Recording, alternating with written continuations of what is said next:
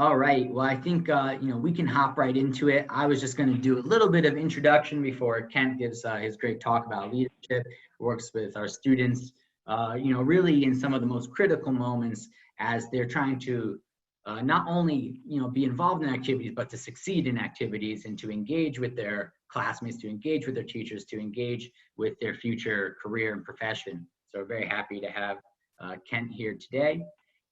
We've had this topic, engaging youth through leadership. I'll let him handle what that really means, but let's move on to the next slide. So before we hop in, I think a lot of you guys know us. Some of you are our current students, parents, friends, but I think some of you maybe do not know us. So who is BEEC? We are at our core an education consulting company with its headquarters in the Bay Area, but our students are all over the world. We have students in Southern California, East Coast, Florida, Chicago, in Canada, in China, Singapore. So we have no limits in terms of who we work with. What do we do? Well, our main goal, principal goal, is we say to help students achieve long-term success. Now, what does that even mean? What's long-term success? We believe a key to that is not viewing school as a destination, but a tool.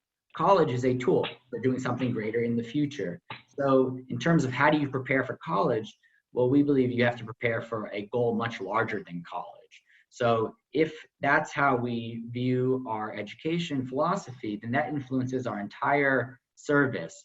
That means that we're not just looking at specific academics or test plans, which are very important, but we need to look at soft skills, leadership training. We need to look at career advising so that students can be preparing for a future goal. And then in the process, they've prepared very, very well for their short-term goal of getting into a top college, or getting into a top master's program, because they have achievement, they have a strong vision for themselves, and it should be a smooth process where a student learns about themselves and can really achieve better through this perspective, rather than just focusing on, okay, how many APs does MIT need?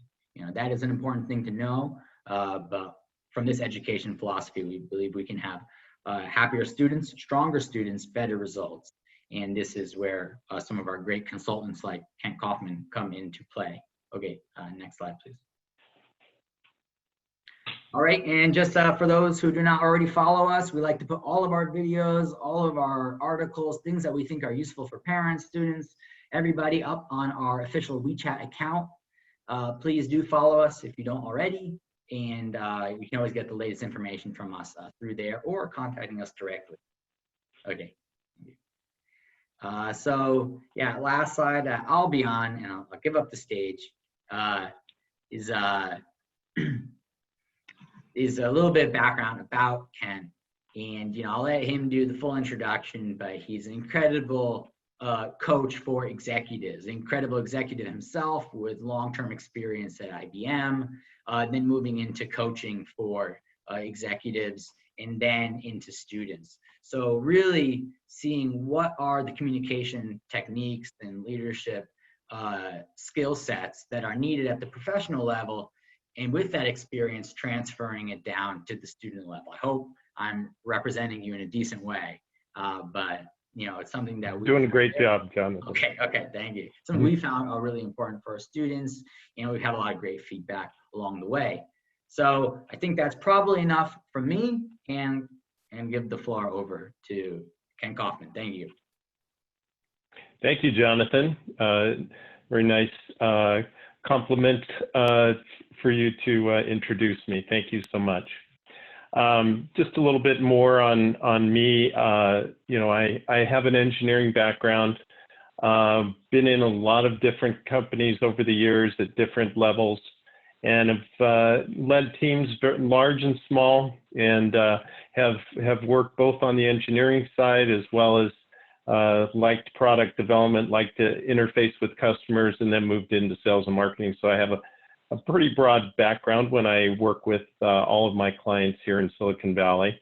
And as part of sort of executive coaching, what we often work with our executives on are leadership skills, leadership mindset, and as it relates to kids as they grow up, leadership is a little bit different.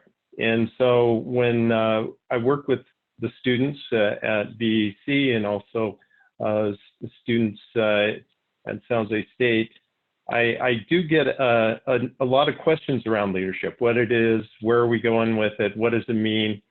Find a lot of times that kids don't necessarily know or want to know about leadership, but it turns out many of them, it's going to be very important for them as they finish their college career and they move on to other things in life, that leadership may be an important aspect. And so exposing them to this early is important.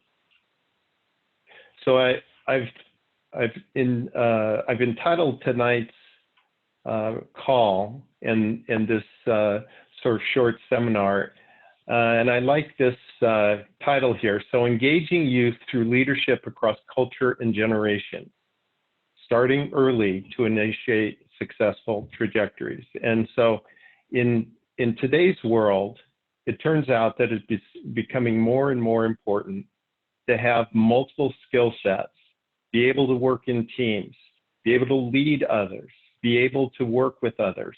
And the types of skills that are taught in school oftentimes focus on, specific technical skill sets or, the traditional curriculum. And oftentimes some of these more important aspects that come into play as kids actually get into the working world don't actually get talked about. And so tonight we get to talk about it. And I like this picture of a pristine snow-covered field. And in the beginning, when you think about kids and, just having a couple of boys of my own and stepdaughters, I've seen all ages, if you will, and they start out small and they're very dependent on their parents, and you go through different stages. And by the time, they get into middle school and into high school and then on to college, this pristine snowfield starts to get some footprints in it. And those footprints are the experiences, the life experiences that we gain along the way on our path and our journey to where we're going. And so I thought that we would talk about some of the aspects of, how you get on this path, where are you going, who are you, and how that then relates to leadership. It's very hard to lead others unless you have a pretty good grounding in yourself and you sort of understand how to work with others. And so when it comes to how we work with our students in the BEC program, we often touch on these 5 areas. And so I would just spend a little bit time tonight going through that. Number 1 here is understanding and defining who they are and where they are going. This is not always an easy thing. And if you remember back when you were young and sort of in that middle age or middle school time frame or high school time frame, there is a lot of self-discovery that occurs. And all of a sudden, the influences of your parents start to kind of fall off a little bit, and your peer group starts to come up, and your teachers, other adults. And so getting a good grounding on who you are, what you want to do, and sort of get to the core of what excites you, what is important to you, what are things that give you satisfaction. Those, the understanding of that will help you with getting on the right trajectory. Now, on the right trajectory, it can go in many different directions, right? So, and if you look in today's world, oftentimes you start out in one direction and you end up in another. And so life has twists and turns. And so having a sort of a grounding in yourself and understanding of yourself is important to that. I'm going to talk a little bit about what we like to call value-centered leadership, meaning that leaders especially in corporations and organizations, they have to lead from a place that has sort of a core value system. And that core value system, we like to have as much alignment with the core value system of any organization as we do with our own core values. And so I'll talk a little bit about that. And then there are a lot of skills, right? There's what we call the hard skills. They're taking their physics class, they're taking their chemistry class, they're taking their English class or their literature class. And those are clearly important technical skills that they have to have. But at the same time, they also have to develop some soft skills. And oftentimes you may find a little bit of an imbalance in the skills. And so we like to make sure that there's a good rounding of those hard and soft skills. So I'll talk a little bit about that. Number 4 here is gaining insight into leadership at all levels. And what's important to understand is that when we talk about some of the executives I coach at the highest levels of corporations, that leadership looks a lot different than it does at a department level within that organization, or before I get into a company and I have leadership opportunities in school. And what does that mean to our students and your kids in terms of gaining that insight into leadership at the level you're at?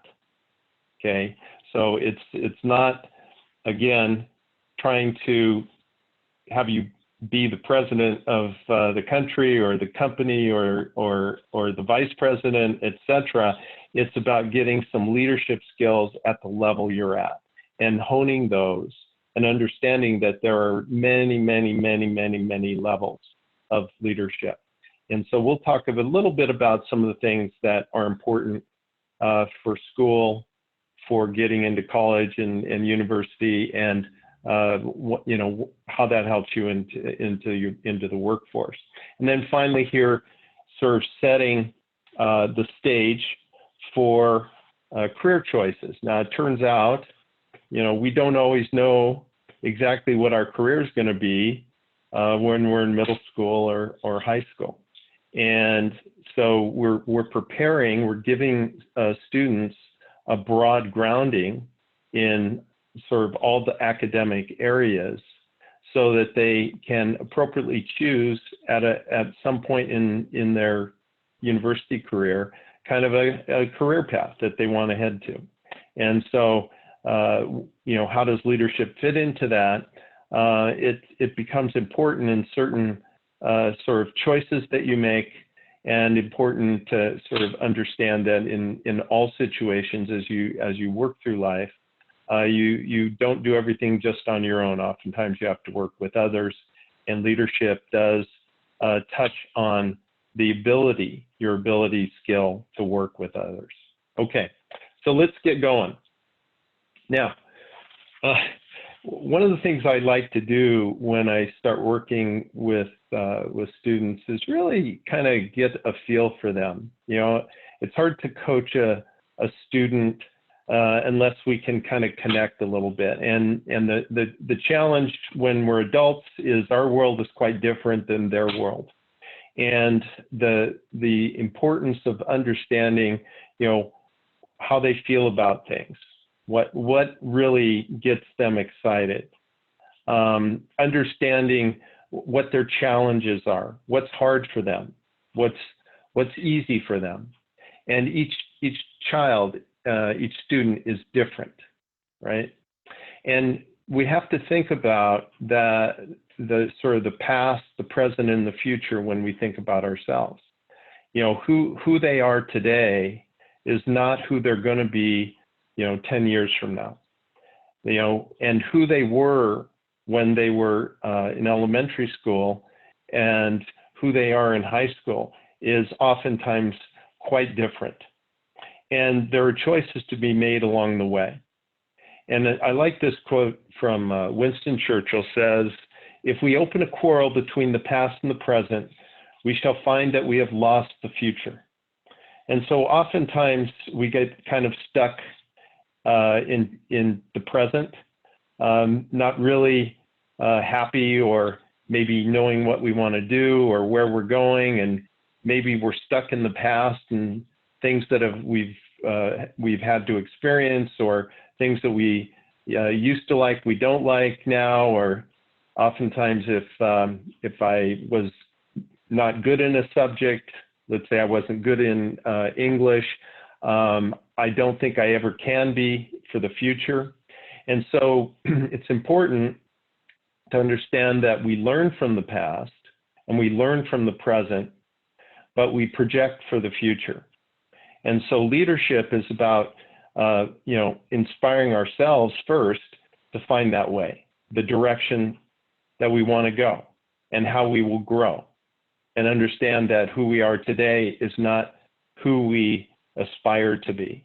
And who we aspire to be is, someone who is successful in our schoolwork, in our home, and as we get our careers going, that we become successful in our careers, and a contributor to society. And so having that sort of grounding of understanding who you are is an important aspect. And I often find that that the students have really sort of exciting personalities. They blossom when they come out of elementary school and into middle school, and they don't always have the ability to have a conversation with their parents the same way they would with their peers. And so their parents oftentimes don't know them as well as they get older, as they did when they were young, because they share differently. They share their experiences, their challenges, their fears and hopes in a different way. And so as a leadership coach, oftentimes we get insights that parents maybe don't. And so this, who am I? How do I feel? Am I nervous? Am I happy? Am I sad? Am I bored? These types of things. And what does bored mean? What is that? These are the types of things that getting students to really understand themselves in the beginning is really important. Okay. When we talk about leadership, leadership is a big topic. And one of the things about leadership in sort of Western culture and in corporate America, there is a importance placed on what we call a value center. And I kind of like this diagram where, if you think about leadership as sort of a list of various skills in different environments, and we look at the center here, values become very important. And values help guide us when we work in teams. They help guide us when we have to inspire others as a advanced leadership skill. It becomes important as it relates to our self-discipline, etc. And so when we think about values, it turns out there's many values.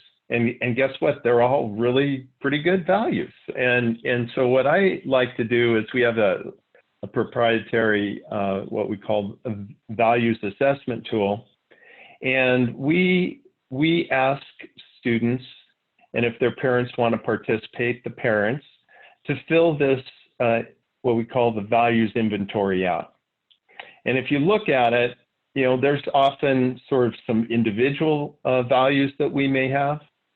There's often some family values or extended family values, friends.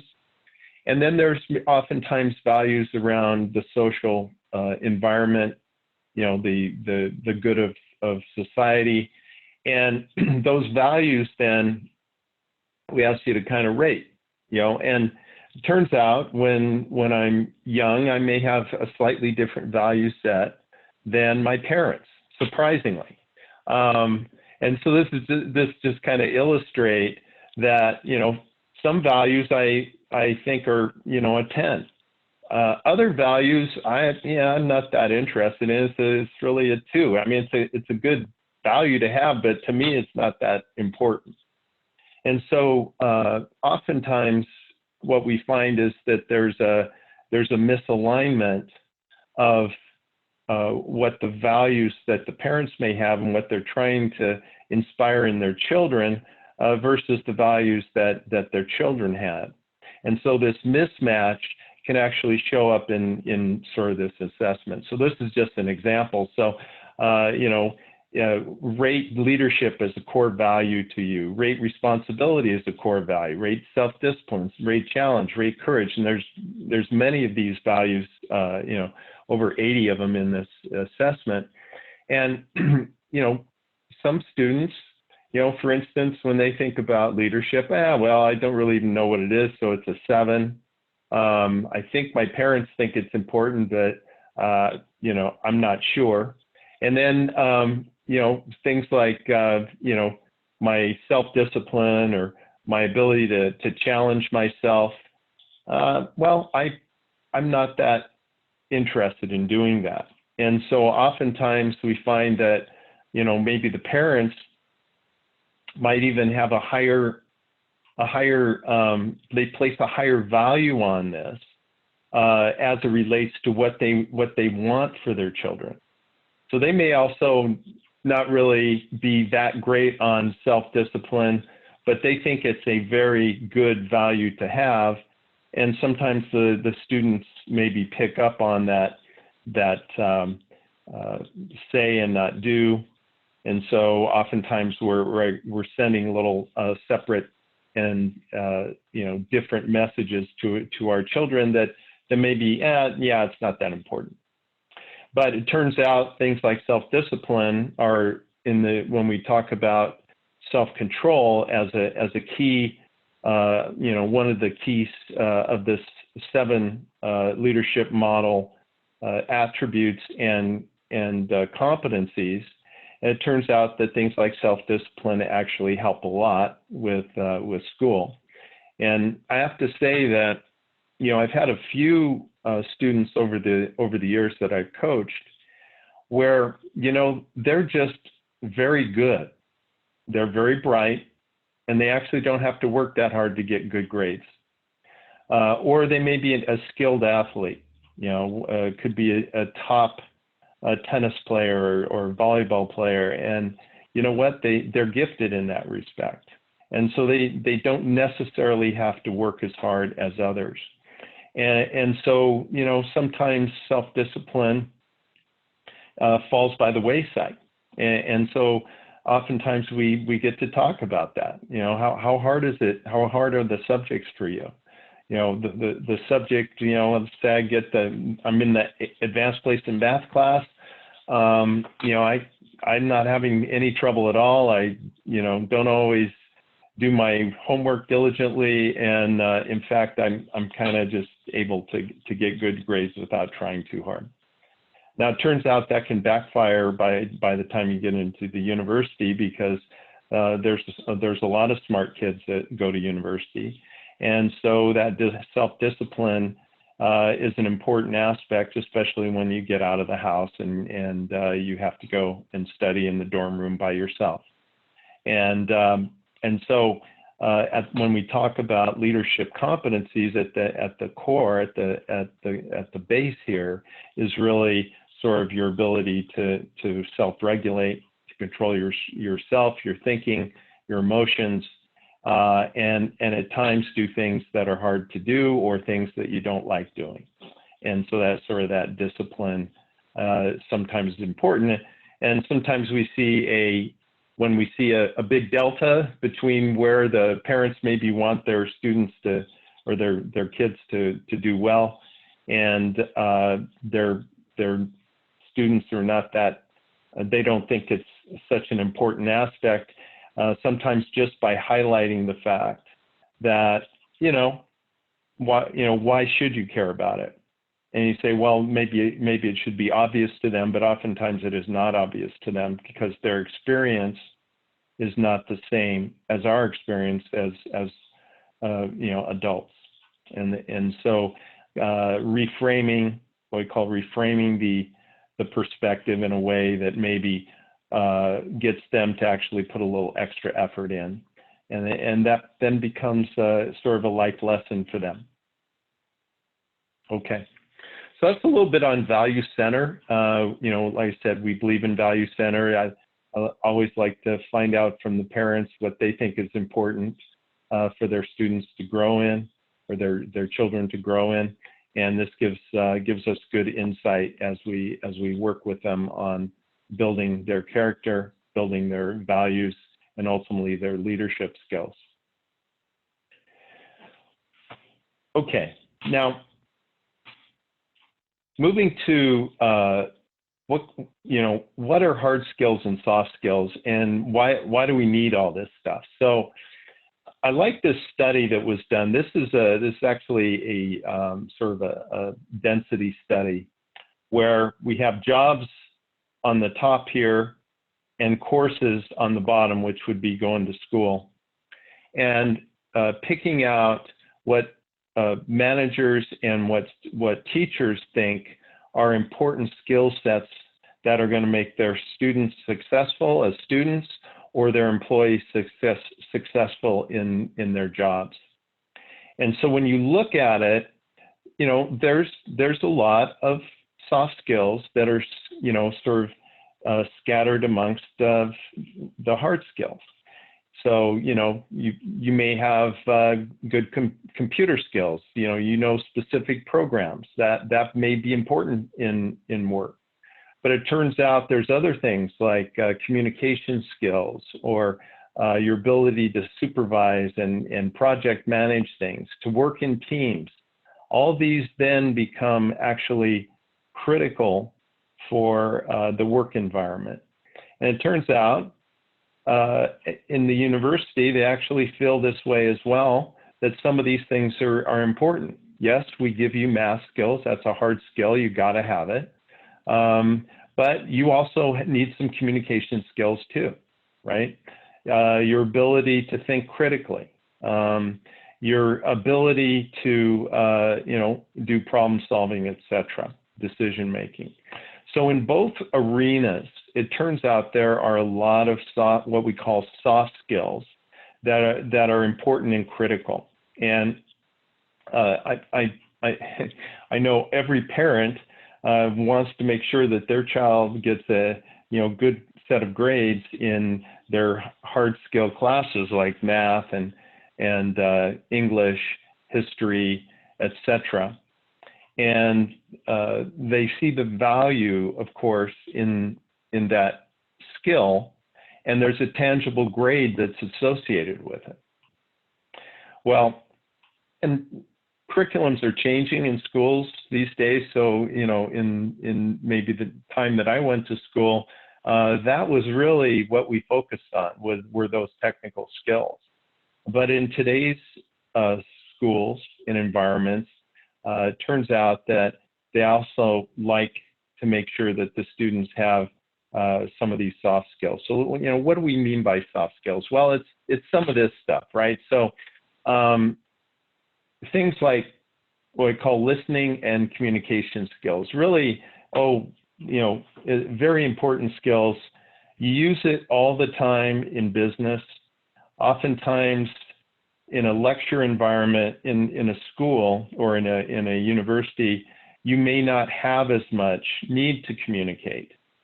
And you probably have to have pretty good listening skills in order to listen to the lectures and get the class notes and be able to do well in the class. But listening goes beyond technical skills.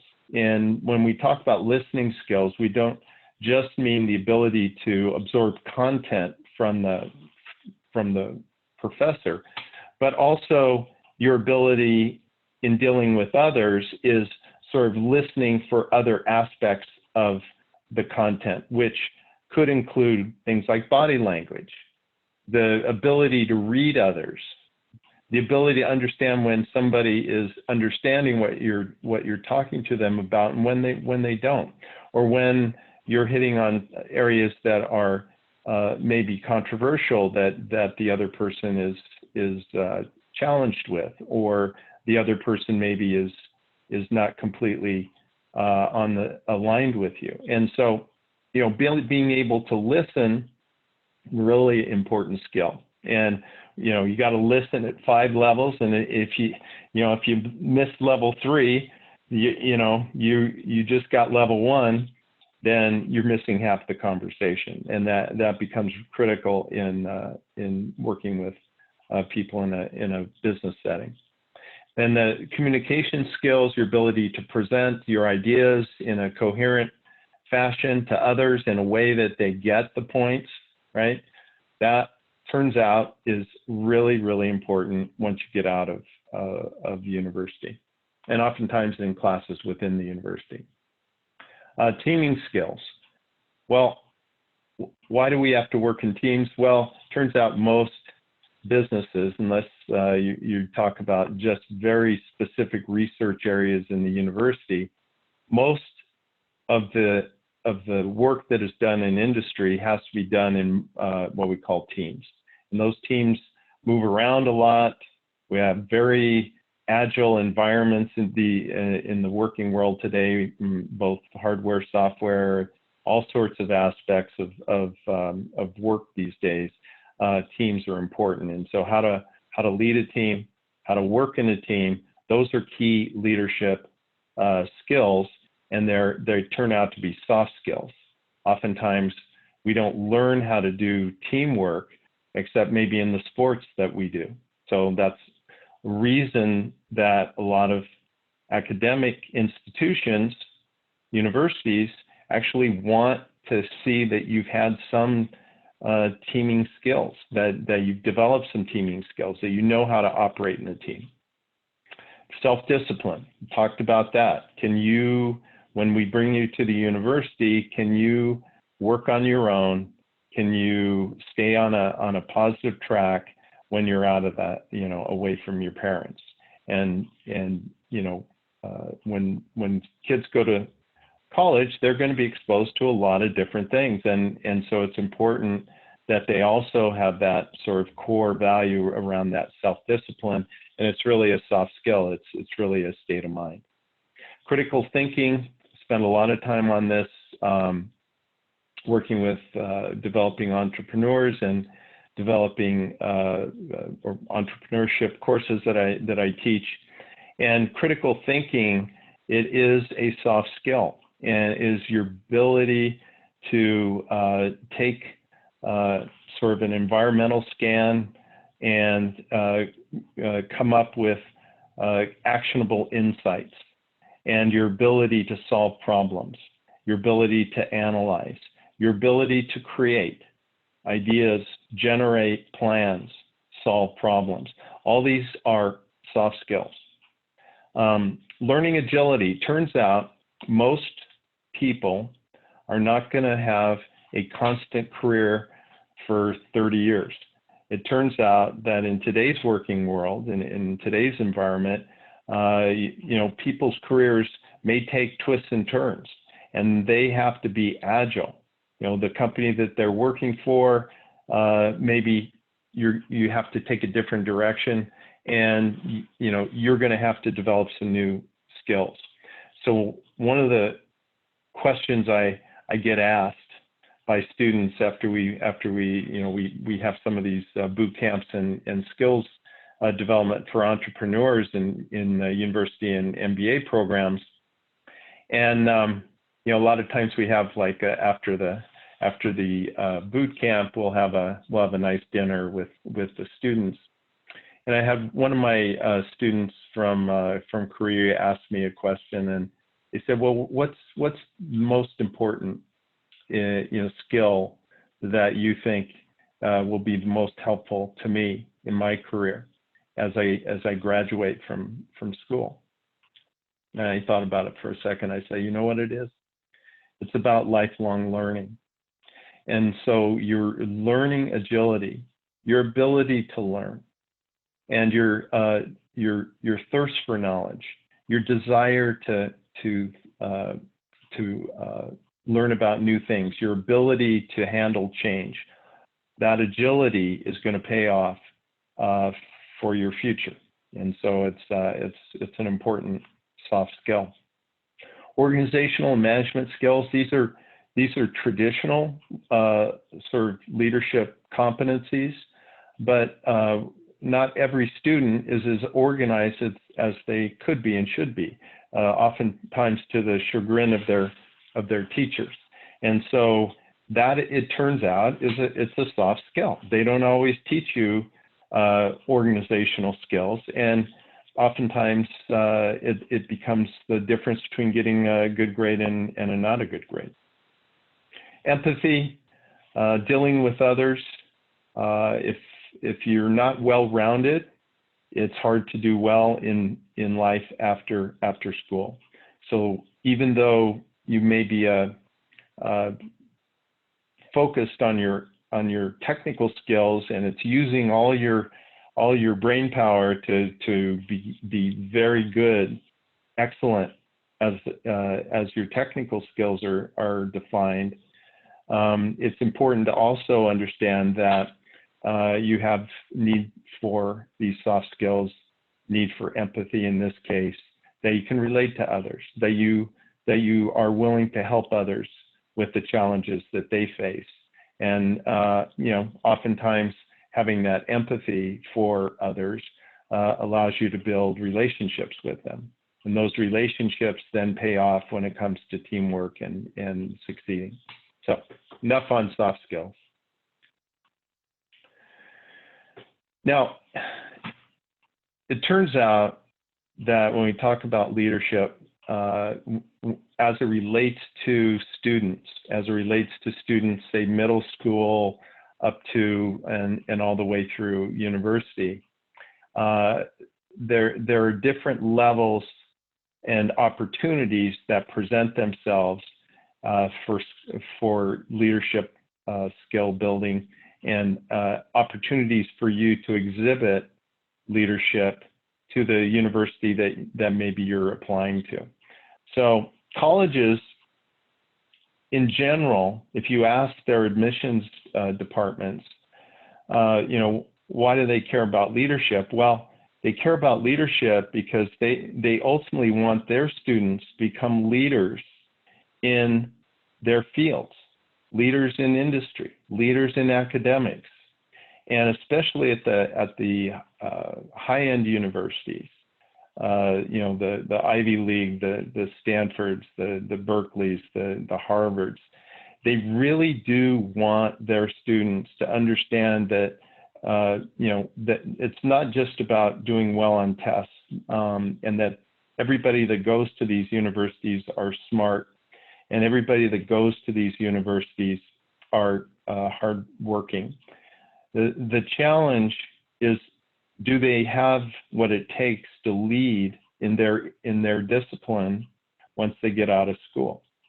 And so they look for indications that students have an interest in leadership. And they rate that actually as an important aspect. And it may be easy to measure what your SAT score was. It may be easy to measure what your grade point was. But it's a little bit harder to measure what your leadership capability and skill is.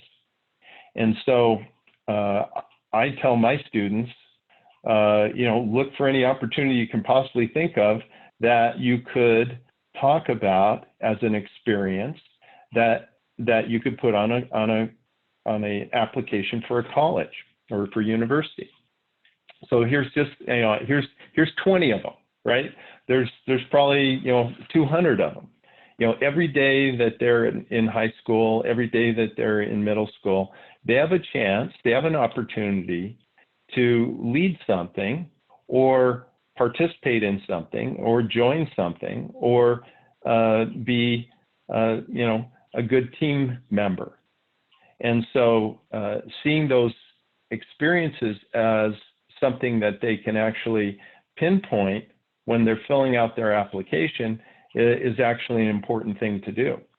And if your student is in university today and working towards a new career when they graduate, again, when they get out into the workforce, their grades are a tangible, easy thing for people to measure. But you'll find that businesses also care about sort of these extra things, right? Their extracurricular activities. What is it, you know, what's an example of where you participated, or you were a leader, or you did something for the community? So here's 20 of them. Here's a good one: participate in the student council. You know, you don't have to be the class president, but there's a lot of different roles as they relate to the student council or the student government. You know, if they're in a marching band, you know, maybe they were the section leader. They don't have to be the head leader of the band, but maybe they were the head of the trumpet section, or maybe they were co-head of the trumpet section, or maybe, you know, they did, you know, they added value in critiquing how the marching band worked. So these are all just ideas. Camp leaders, tutors, mentors, you know, volunteer community work. Every school now puts a lot of emphasis on this. This is something that, you know, is relatively easy to do, takes time, but relatively easy to do. And it shows, back to the value system that we talked about, it shows your value center as a potential leader. Leading youth groups and clubs, many clubs are available. You don't have to be the president of the club. You can just be, you know, a participant, or you can be one of the officers of the club. Leading groups, it could be a group that's not really even a recognized club. You can actually get your friends together and have a group that, you know, discusses something or plays a certain video game, and you guys, they talk about what it is they do together. These are, you know, be creative in these sorts of things. So I won't go through all of them here, but, you know, look for it. Look for a team captain, or help the teacher on something. You know, get on one of these competitions for, you know, science, or become, you know, interested in a National Honors Society project or something like that. So those are just some ideas. But why is that viewed as leadership when they fill that out? Well, because you're interacting with others, you're building team skills, you're helping gain these soft skills that are going to help you in the future. So, you know, setting the stage for good career choices. You know, there's lots of good careers. These are like the expected to be, you know, for the future, some jobs that people will have, right? And, you know, some of them are more technical in nature. Some of them are, you know, working in medicine. Sometimes they're working in engineering. Sometimes they're in sales and marketing. But all these occupations, it turns out, you know, I love this Forbes magazine article of a few years ago that pointed out there's at least 5, you know, important job skills for the future. And it turns out many of these are soft skills, okay? So the first one there, emotional intelligence, we talked about it, is really understanding yourself and others in both, you know, sort of one-on-one environments, as well as that sort of that interpersonal skills piece, as well as being able to work in teams. Your ability to work with others, your ability to read others, that's really that emotional intelligence. Creativity. Innovation is very important here in Silicon Valley, is very important in other parts of the world. And as a piece of that is that creative mindset, your ability to take a situation and come up with a creative solution and then implement it. And so creativity being an important a soft skill that you need to have. Flexibility and adaptability, we talked about it. This is, my company's headed this way with one strategy, the world kind of shifts, and so they have to what we call pivot from, this software direction over to a completely different software direction. And so this ability to adjust rapidly is important. Your ability to sort of be adaptable to situations makes you, again, a good team player and a good employee and an important leader, knowing when and how to adapt and change. Data literacy is going to be a big one. That's a little bit more of a technical skill, but it is important to understand that we work in a data-centric world, and being able to understand how to analyze, use data, and then be able to communicate that data in a meaningful way is important. Tech savviness, that kind of goes without saying. Our kids are probably more tech savvy than we are. And part of that is in the things that they do every day. But, oftentimes they have to go a little bit deeper when you get into the world of technology. Okay, well, Jonathan, I think I'm up on time, and I'm happy to take any questions that may be out there, and have any sort of input from your side.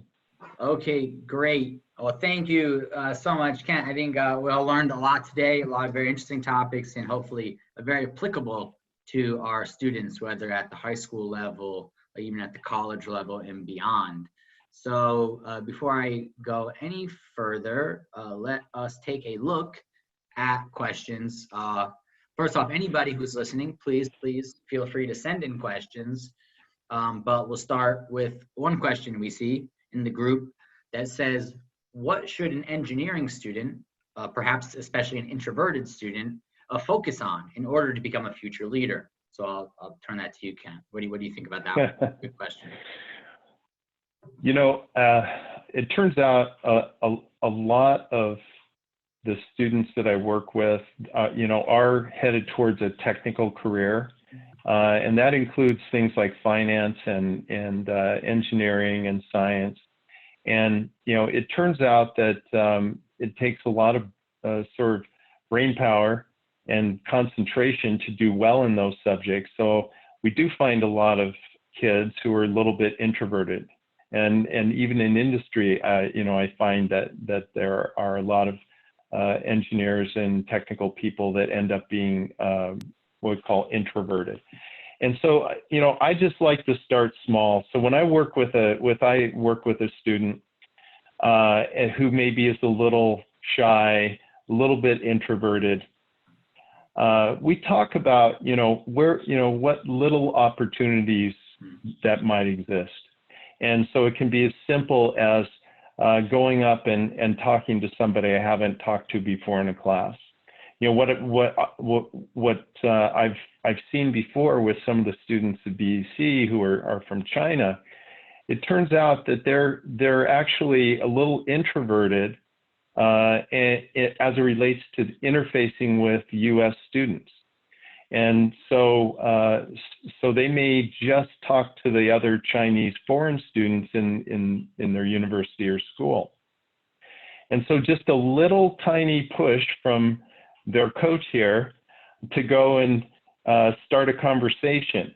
Start a conversation with somebody you don't know, who isn't part of your normal group, and think about ways that you can relate to them.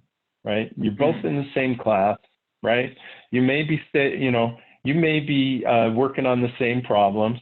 It could be as simple as ask him, gee, that problem was a little bit hard for me. I solved it this way. How did you go about solving it? Yeah. No. Right.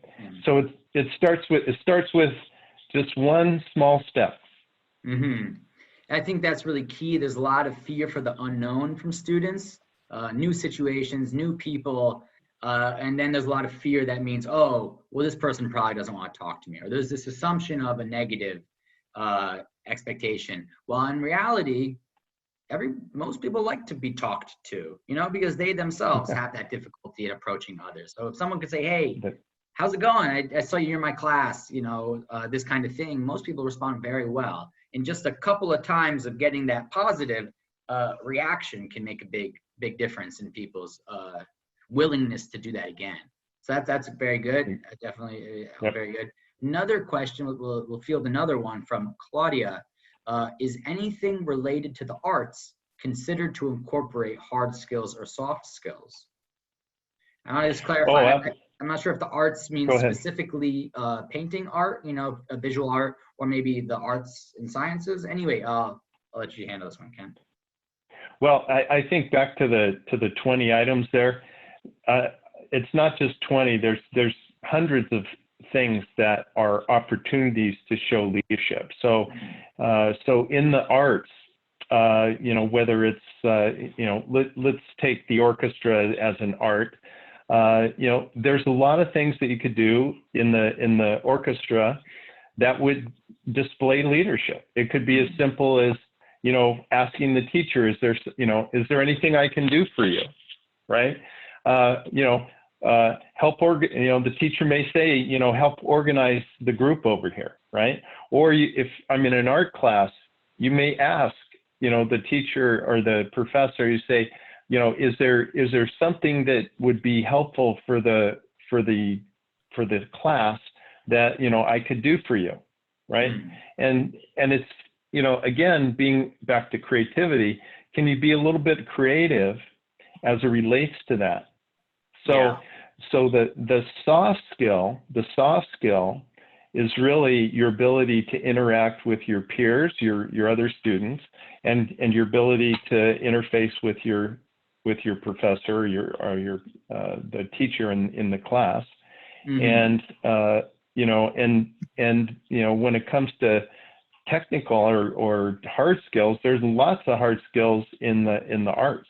Every aspect of arts has a very important technical skill. Whether you're doing drawing and understand where the masters got their proportions from, or whether it's in music and understanding how the musical notes are patterns and what sounds good.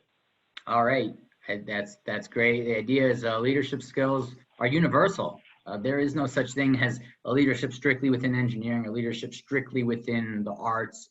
Our society, our work culture, our life is based upon relationships and therefore communication. So that's very good. Another great question, is there any difference of leadership in a student's life and career life? Sometimes people feel there's this distinction, as a student, I'm this way, in my career, I'm this way. How would you describe the differences? Well, they're different environments, and so leadership has to morph a little bit to the environment. And so when you talk about, what is the work environment look like in terms of leadership, it depends on the company, depends on the company's culture. But there's lots of different aspects about how people work as a group within an organization, how they lead and how they follow. And so the working world has usually a different set of goals than what you would have in an academic environment. So in the working world, you may be trying to produce a product or sell a product or manufacture a product. And so the tasks that are associated with that require the organization to behave in a certain way. And so leadership in that environment is focused on a goal set that's associated with that business. In the case of school and students, oftentimes the goals may be different. So, the club, let's say you're in a club, the club has its goals that are associated with the subject area that club is part of. If it's the English club or the math club, there's some goals around that, right? Or the investment club, etc. Or if it's the classroom itself, the goal is probably to do well and have the class work well together as it relates to the topic or the subject of the class. Absolutely, totally understand. So, we see a lot of similar skill sets and perhaps qualities, but just context, goals, and perhaps some of the support or relationships around you might be changing over time. Okay, great. And final question. We're running a little low on time, but we have another good question. So my kid thinks that when she talks to her friends in school, others are maybe not listening. How do you speak or how do you communicate so that others will listen? You've hit on a kind of an interesting topic. So oftentimes when we coach people, I talked about those listening skills. Oftentimes the people that we're talking to maybe don't have good listening skills, right? So sometimes it's important for us to understand how to get through to them.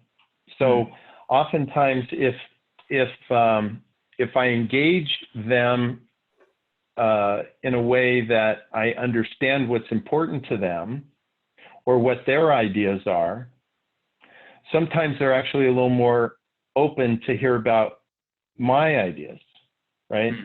So if you're having a hard time pushing information at people, you have to ask the question, is it the way I'm pushing the information that's pushing them away? Sure. Or am I not explaining this well? Or am I missing the point that the person is not really tuned into me yet? And I've got to find a way to understand how my topic can somehow be relevant to them. I understand. I think that's a very good point. Do you reach out further, or do you try to be like a magnet and draw in? And that, to really view communication as less about, what am I saying to the other person, is rather what is the other person receiving from me? Sure. That's right. That's very good. All right, we do have one. We love questions, and if there's one reason to go over time, it would be for questions. So last question. Sure.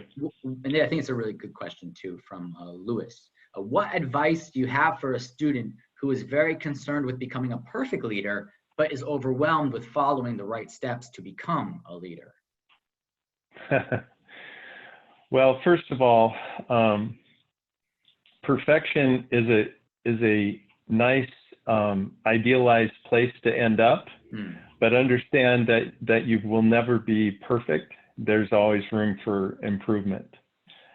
So one should not be too concerned about being the perfect leader. The person should be concerned about, how do I lead others towards, say, a common goal in a way that I engage others in the process, and sort of being able to read my team. If I'm leading a group of people, it's not necessarily an idealized way that they're going to relate to. It may not be just super organized, for example. Like we have a perfect ideal that if it's perfectly organized, then these people are going to follow me. Well, oftentimes they don't want a structured situation. They don't want it structured so tightly. They want some freedom to choose. And so now what I'm trying to do is, in understanding who I'm leading, is get an idea of, how do I get followership? And the perfect idealized leader is really someone who mixes all these skills into something that other people can relate to and want to follow. I think that is a great point. The idea, perfect being the enemy of good, the enemy of great, to just know that that's a non-existent ideal. Okay, very good. Well, thanks again, Kent. It's been really great, and thank you everybody who listened. Some great questions, and we always just if we just go to the next slide, because I think you're still in control. Oh, okay. Yeah, we always say, not to be a broken record, but if you don't believe us, believe the feedback of our students, of our parents, who are very proud to say, on our Yelp, we are 5 stars.